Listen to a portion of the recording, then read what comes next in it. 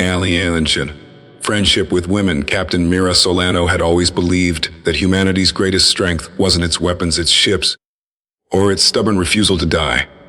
It was the ability to make friends in the unlikeliest places.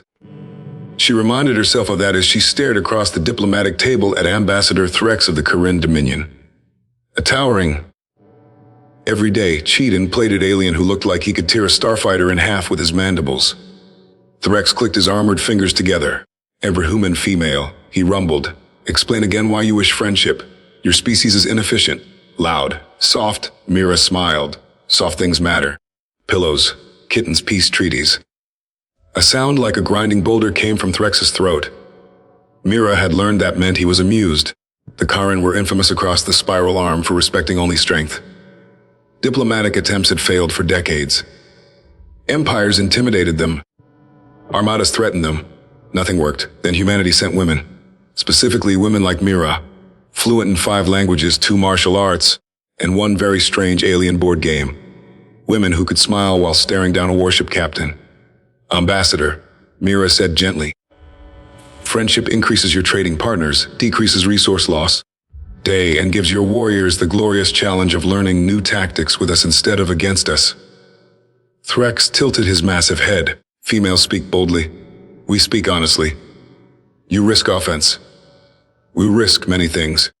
Friendship is worth more than caution." Threx shifted mandibles, clicking thoughtfully. "Your species defeated us in the Battle of Telnar Rift. Yet you seek alliance instead of conquest. That's because humanity fights hardest when defending friends," Mira said, "not when intimidating strangers." The alien ambassador regarded her in silence. Karen eyes had no pupils, no iris, just shimmering onyx. Mira held her gaze steady, refusing to flinch. The room's air recyclers hummed like nervous insects. Suddenly Threx leaned forward. "Human female Mira Solano, you remind me of our brood mothers." Myra blinked. "Thank you. Brood mothers are fiercest of us," Threx clarified. "When they choose allies, they protect them with entire hives." He extended an armored hand.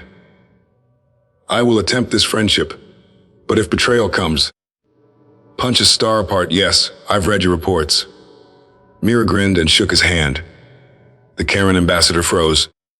"You place your hand inside mine without fear. That's how humans greet friends." Threx slowly curled his claws around her fingers, and careful not to pierce skin. Curious. Over the following weeks, Mira introduced Threx to humanity's strangest strengths. She took him to community gardens on the station, where soft green life grew in hydroponic warmth. She showed him children playing tag, diplomats debating policy over tea, engineers singing folk songs while welding starship frames. Humanity was 1,000 contradictions. Fragile yet fierce, impulsive yet imaginative, broken yet hopeful. And somehow, Threx found himself fascinated. One evening, in the viewing lounge overlooking a silver nebula, Threx finally said, "Human female Mira, every day your species transforms enemies not through intimidation, but through kindness." "Kindness isn't weakness," she replied. "It's strategy. The strongest alliances are built on trust." He considered this. "My warriors ask why I speak differently now, why I no longer hunger for conquest. And what do you tell them? That I have encountered a more powerful weapon?" Mira raised a brow. "Oh, and what's that?" Threx tapped his armored chest. "The desire to protect a friend. Humanity had won battles before, but never like this." The alliance with the Karen became the turning point that stabilized the entire Outer Rim. The Dominion, once feared, now defended trade routes with terrifying enthusiasm.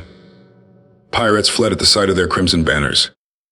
Whenever anyone asked Threx why he changed sides, he answered the same way. "A human woman offered me friendship. It was the bravest act I have witnessed." And though Mira always laughed at that, she secretly held the words close. Because in the vast, dangerous galaxy, full of claws, plasma cannons, collapsing stars, and ambitions that spanned light years, one simple truth endured: humanity's greatest power was never destruction. It was the ability to reach out a hand and be answered.